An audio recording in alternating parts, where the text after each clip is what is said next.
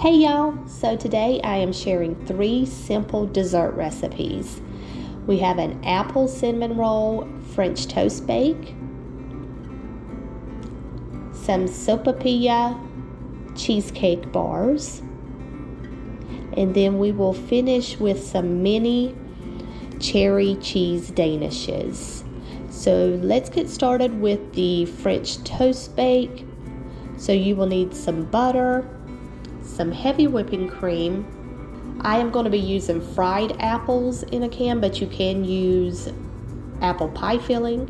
You'll need 1 egg, 1 tube of cinnamon rolls, some cinnamon, and then some brown sugar, which is optional, and I'll go over that in a little bit.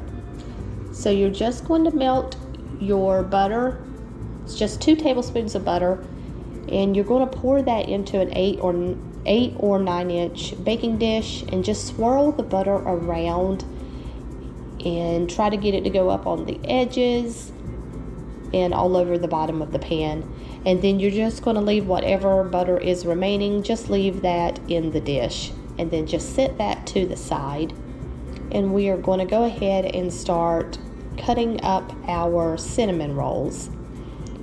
So you'll need just the regular size cinnamon rolls that have like 8 to a can. And we are going to chop these cinnamon rolls into 4 pieces each or 6. I do 6 pieces. And then just toss these into that baking dish right on top of the butter. And because I am using fried apples in a can, which I usually can find these at Aldi, but I believe the Lux brand also sells them. I'm just going to chop mine up into bite-sized pieces. But if you're using apple pie filling, you can skip this step. And I also wanted to mention, if you do use the fried apples, to drain those apples first.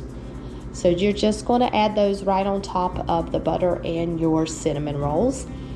And then you're going to take half a cup of heavy cream and 1 egg and 2 tablespoons of brown sugar and 1 teaspoon of cinnamon. Now, if you're using apple pie filling, you could reduce the heavy cream to 1/4 of a cup and leave the brown sugar out altogether, as apple pie filling is sweeter and it already, since you're not draining it, it does have that sauciness, so you can reduce the heavy cream. So we're going to whisk this wet mixture together until it's well blended, and then you're just going to pour this over your cinnamon rolls and apples. And then you're just going to give everything just a light stir, just to make sure that custard is coating everything well. So we don't want any of the cinnamon roll to be dry, so you want everything coated in that custard. And then we are going to pop this into a 350 degree oven for about 40 to 45 minutes. You want to make sure those center cinnamon roll pieces get completely cooked. And then you're just going to drizzle the top with the glaze that came with the cinnamon rolls. And that's it. All right, so let's move on to the Sopapillas. So you are going to need 2 containers of brown sugar cinnamon spread, 1/4 cup of butter, 1 jumbo roll of biscuits, and this is an 8-pack, and I would suggest using the flaky layered biscuits. I picked the wrong ones up. And then you're going to need some granulated sugar and cinnamon. So I already have a 9x13 baking pan lined with foil. You can also line it with parchment paper. This just makes it so that you can easily lift out the cheesecake bars when they're done cooking. So we're going to open up that tube of biscuits, and we're going to separate each biscuit into half. So if you're using the flaky layered biscuits, this process should be a lot easier. You should be able to just pull the biscuits apart. Essentially, we want to end up with 16 biscuits. But if you don't have the flaky layer kind, you could still do this with the regular buttermilk style biscuits. You're just going to have to cut them in half with a knife. So it is a little bit more time consuming. So that's why I would suggest using the flaky layers, because they should split open much easier. Just set the others to the side for now, and you're just going to stretch and pinch these together to completely cover the bottom of this pan. But once you do get the whole bottom layer covered, you're going to take both those containers of brown sugar cinnamon spread and spread them evenly over all of the biscuits. Then once we get that spread over the top of the biscuits, we need to place the second layer of biscuits on top.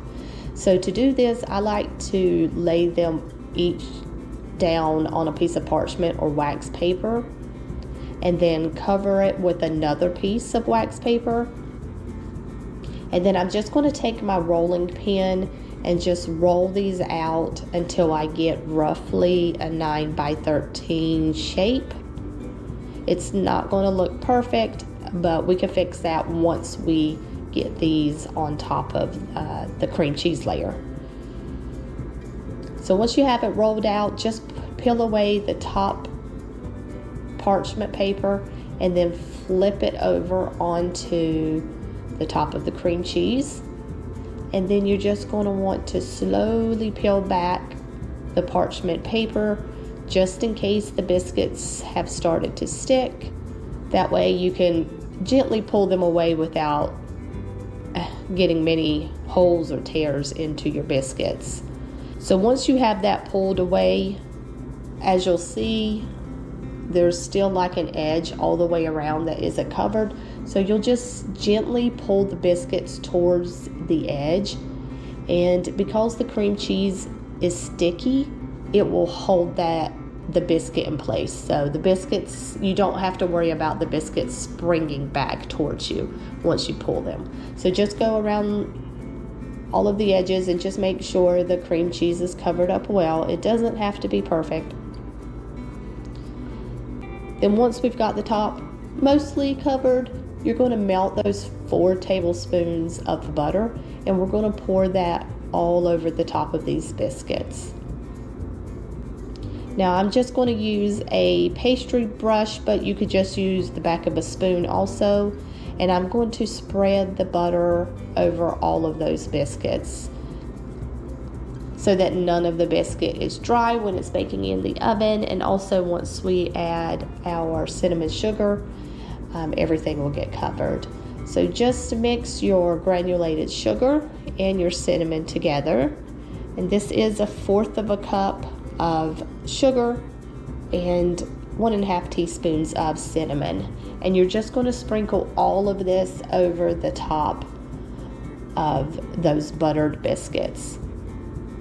And then we will pop this into a 350-degree oven for 25 to 30 minutes until the center biscuits are brown and they no longer look doughy.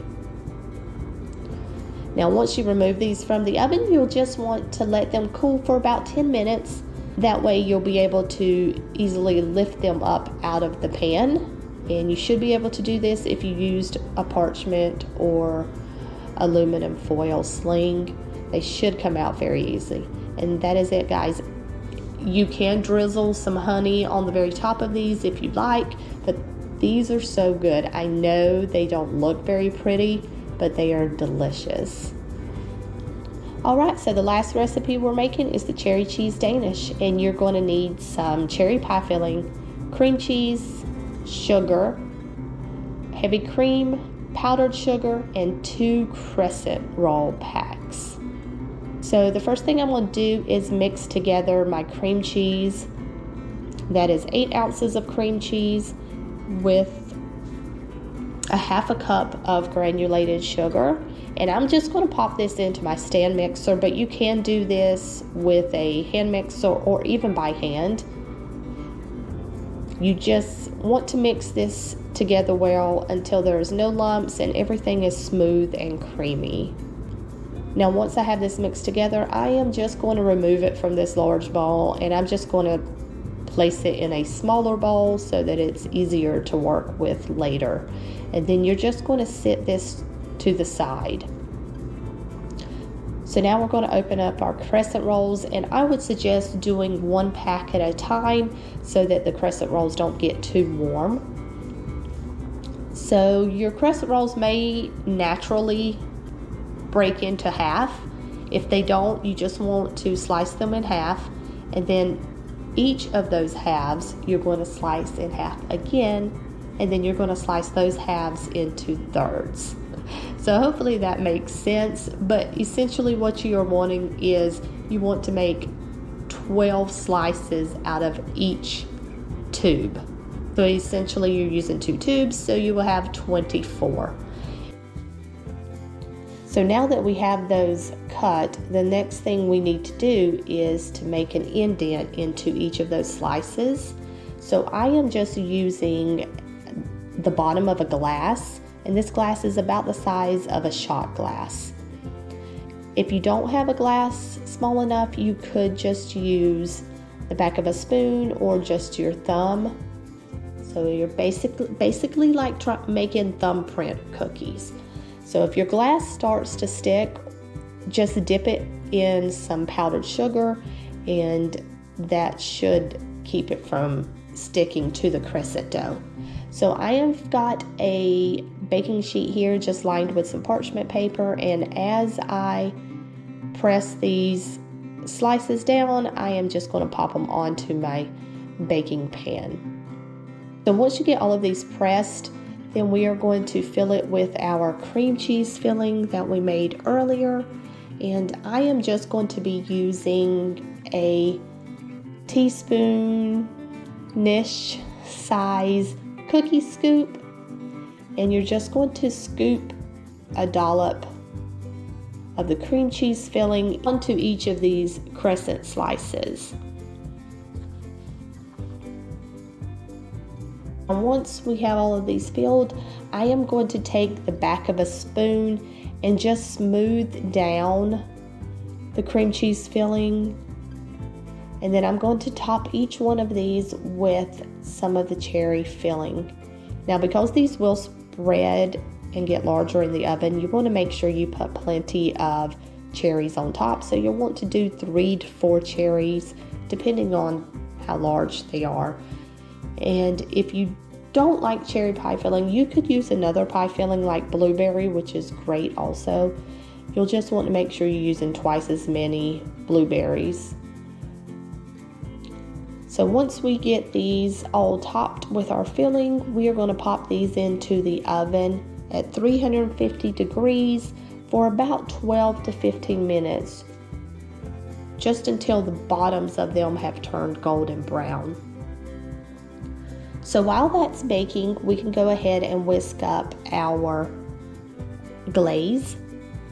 So you're just going to mix the heavy cream into that powdered sugar, and if you notice it's just too thick, you can add a little splash more of cream. If it's too thin, just add a little bit more powdered sugar. If you don't want to use heavy cream, you can also use milk, half and half. You could even use some lemon juice if you want a little bit of a lemon flavor on the top of the Danishes. So you can just set that to the side, and we will remove them from the oven and just let them cool for about 5 minutes on the pan.